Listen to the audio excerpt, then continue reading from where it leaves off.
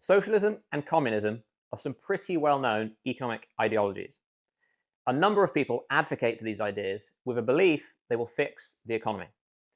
In this video, I'm going to briefly describe them both, why they haven't fixed the economy so far, and then share some more specific approaches to help with fixing the economy, along with how they relate to socialism and communism. Socialism has the broad goal of public or collective ownership over the means of production. That could also include public or collective control and regulation over the means of production as an alternative. With socialism, democratic institutions are also often involved and responsible for reducing inequality. Communism is an ideology that is aiming for a classless, stateless society where the means of production are collectively owned and goods are distributed according to people's need. Stateless means less of any government that can be coercive, and instead more direct participation wherever possible, using something like localized governance. And then delegate democracy for larger systems, but only when there is stronger amounts of accountability. Classless means that no group of people should be able to command others by simply owning or controlling the means of production. Some existing examples of that could include shareholders in company structures or landlords that charge land rentals.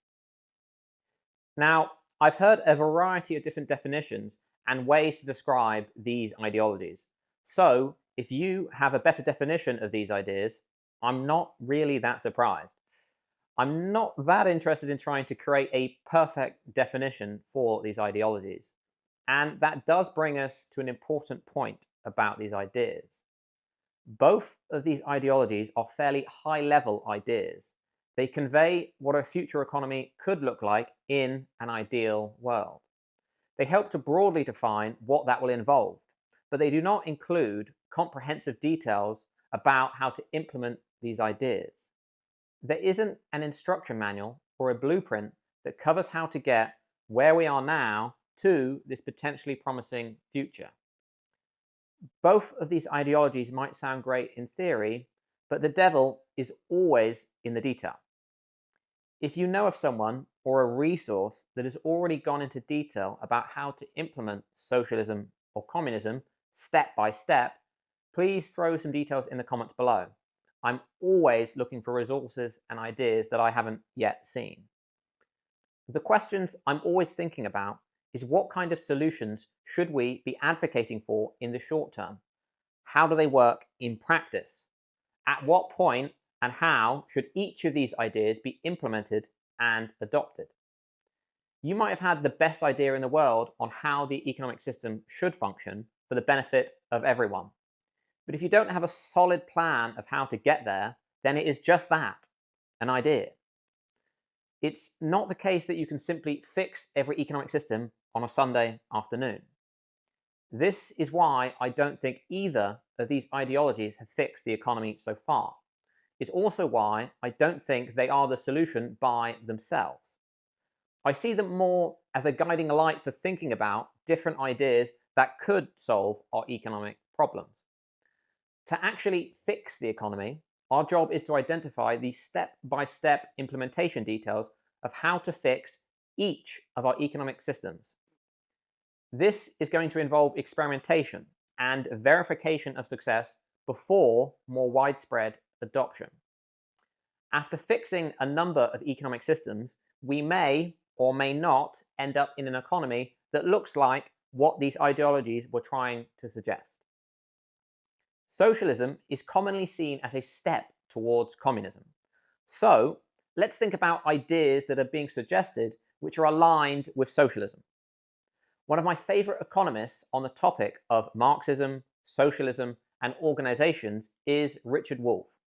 Richard has a number of fantastic lecture series on Marxism and a large number of videos on socialism and capitalism. I'll link a number of those videos in the description in case you're interested. And of course, I'd highly recommend watching them. I agree with Richard's definition for socialism in relation to the topic of organizations, which is similar, if not the same, as the definition I gave before. Richard talks about the issue of the distinction between owners and workers inside a company. and that workers often have little to no say in how the company is governed and operated. Socialism is less concerned with creating a larger social government and hoping that this will solve all of your economic problems. In reality, creating a larger government with the wrong taxation approaches can be extremely harmful for the economy and cause excessive amounts of economic stagnation. We've covered the problems with governments and taxation in a previous video.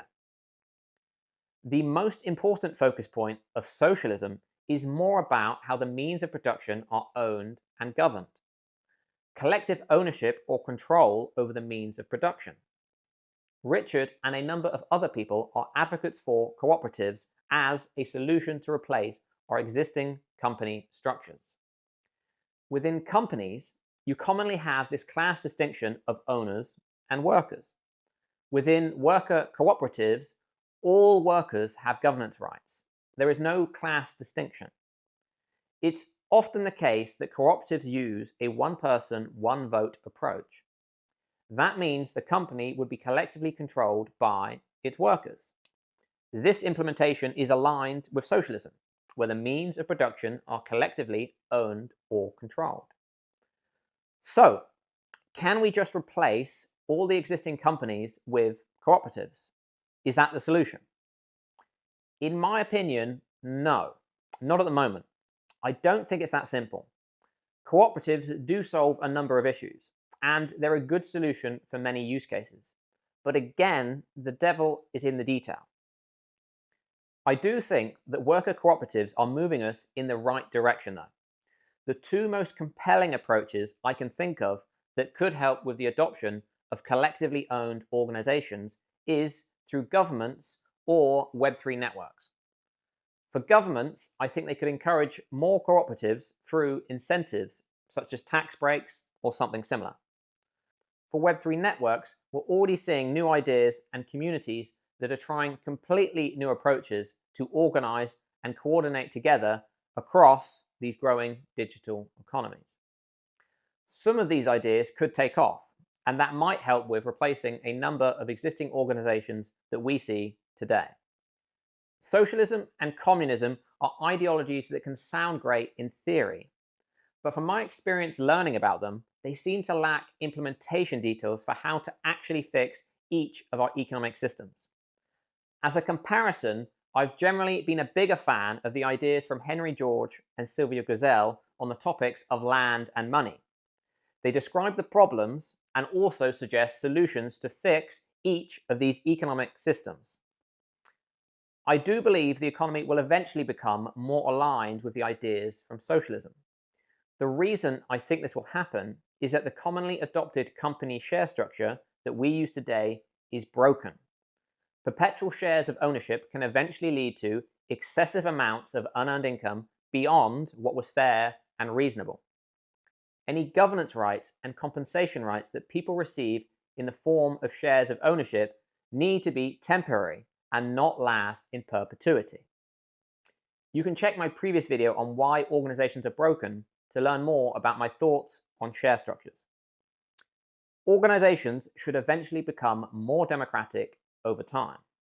These organizations should be increasingly owned by the contributors who create and operate the organization, instead of only a small subset of those who are involved. Cooperatives, such as worker co-ops, are definitely part of the solution for fixing organizations. But we really do need to talk about cooperatives in a bit more detail. And I'll do that in a separate video sometime in the future. But for now, I'll see you in the next one.